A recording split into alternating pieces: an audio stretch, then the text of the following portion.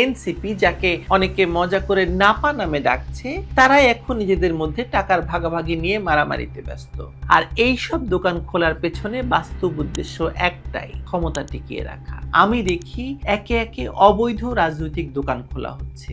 এত সব নতুন দলের ভিতরে কি আপনার পরিচিত কেউ আছে? আপনার পাড়া মহল্লার কেউ আছে? রাজনীতি যদি জনগণের জন্য না হয় তবে তা দোকান, আর দোকান কখনো দেশ চালায় না।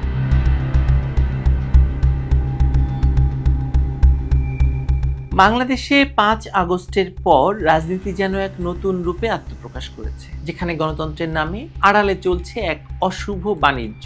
সরকার নির্বাচনের মধ্য দিয়ে ক্ষমতায় আসেনি, এসেছে ছায়া ব্যবস্থার গোপন দরজার ফাঁক দিয়ে। এই অগণতান্ত্রিক উত্থানের পর রাজনীতির মাঠে দেখা গেছে এক নতুন প্রবণতা। আদর্শ নয়, যার মাধ্যম হচ্ছে লেনদেন। জন আকাঙ্ক্ষা নয়, কেবল সুবিধা আদায়ের প্রতিযোগিতা।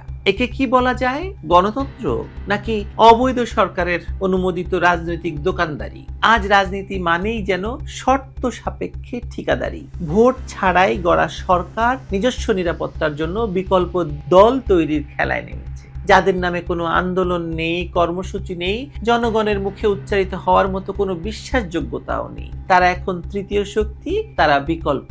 তারা দল খুলে, টকশো দখল করে, মঞ্চ ভাগ করে এবং কৃত্রিম বিরোধিতা তৈরি করে নিজেরাই সরকার প্রিয় প্রার্থী হিসেবে জায়গা বানাতে চাইছে। তারা রাজনীতিতে নতুন মুখ নয়, পুরনো মুখোশে পুরনো ধোঁকাবাজ। সবচেয়ে ভয়াবহ বাস্তবতা হলো এইসব তথাকথিত রাজনৈতিক প্ল্যাটফর্ম খুলছে কোনো আদর্শিক তাড়নায় নয়, বরং স্পন্সর্ড চুক্তির ভিত্তিতে। এনসিপি, যাকে অনেকে মজা করে নাপা নামে ডাকছে, তারাই এখন নিজেদের মধ্যে টাকার ভাগাভাগি নিয়ে মারামারিতে ব্যস্ত। দলের সদস্যদের কেউ কেউ বলছে যে সে ১০ কোটি বিনিয়োগ করেছে, কেউ বলেছে ১০ কোটি বিনিয়োগ করে পদ কিনেছে। অর্থাৎ রাজনীতি নয়, তারা করছে ইকুইটি শেয়ারিং, এক ধরনের ব্যবসা। এক একটা দল যেন স্টার্ট আপ কোম্পানি, যাদের ব্যবসা হচ্ছে গোপন রাজনীতির বাণিজ্য, যেখানে আইন শৃঙ্খলা রক্ষাকারী বাহিনী পর্যন্ত জনগণের সুরক্ষা ফেলে এখন মব আক্রমণ ঠেকাতে ব্যর্থ। সেখানে এইসব রাজনৈতিক দোকান খুলে সরকারের মদদে ফ্লেক্স লাগিয়ে দুধের স্বাদ ঘোলে মেটানো হচ্ছে। সরকার জানে প্রকৃত বিরোধিতা তারা সহ্য করতে পারবে না, তাই কৃত্রিম বিরোধিতা বানিয়ে একটা রাজনৈতিক খাঁচা তৈরি করা হচ্ছে। এই খাঁচায় থাকবে আওয়াজ, থাকবে নাটক, থাকবে নির্বাচনবাজি, কিন্তু থাকবে না কোনো জবাবদিহি, কোনো জনসম্পৃক্ততা, কোনো ভবিষ্যৎ। আর এই সব দোকান খোলার পেছনে বাস্তব উদ্দেশ্য একটাই, ক্ষমতা টিকিয়ে রাখা। জনগণের ঘাড়ে গণতন্ত্র চাপিয়ে আসলে জনগণকে বাইরে রাখার এক নিখুঁত প্রকল্প চলছে, যাকে বলা যায় ছায়া গণতন্ত্রের ছদ্মাবরণে লুটেরা ব্যবস্থার পূর্ণ বিকাশ।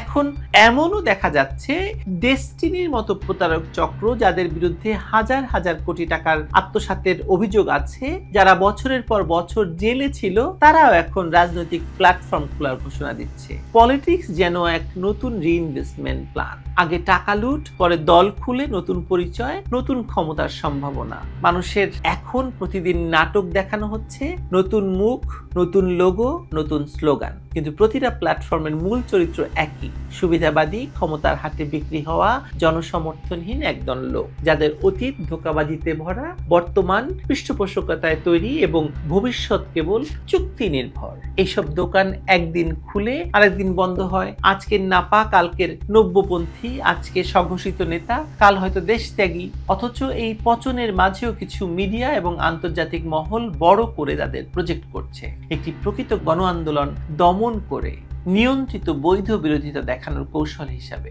রাজনীতির নামে এই অবৈধ বাণিজ্য এখন এতটাই প্রকাশ্য যে জনগণের চোখেও তা বিদ্রুপের বিষয় হয়ে গেছে। মানুষ হাসছে, বিরক্ত হচ্ছে, আর ধীরে ধীরে রাজনীতি থেকে মুখ ফিরিয়ে নিয়ে নিচ্ছে। এটি কোনো উন্নত রাষ্ট্রের জন্য সুসংবাদ হতে পারে না, যেখানে রাজনীতি হয়ে ওঠে পণ্য আর নেতৃত্ব বিগতে থাকে দর কষাকষির মাধ্যমে। একটি প্রশ্ন এখানে তুলতে চাই, যে কথা সবসময় বলি, আমি যা দেখি আপনারা কি তাই দেখেন? আমি দেখি একে একে অবৈধ রাজনৈতিক দোকান খোলা হচ্ছে। দেখছি অবৈধ সরকারের ছায়ায় সেই সব দোকানে সাইনবোর্ড ঝুলছে যেন গণতন্ত্র এখানে শের দরে বিক্রির মাল। কিন্তু আপনাদের অংশগ্রহণ কোথায়? আমি তো দেখি না। আমিও তো জানি আপনি সেই রাজনীতির ঠিকাদার নন, তাহলে তারা কারা? এত সব নতুন দলের ভিতরে কি আপনার পরিচিত কেউ আছে? আপনার পাড়া মহল্লার কেউ আছে? তাদের সভায় আপনি ডাক পান? নাকি এই খেলাটি চলছে আপনার নাম ব্যবহার করে আপনার নামেই মানে জনগণের দল বলা হচ্ছে, অথচ আপনিই জানেন না? তাহলে তো প্রশ্ন উঠবে, এই রাজনীতি কার? যদি আপনি নন, আমি না হই, তবে এই সব পুতুল কারা নাচাচ্ছে?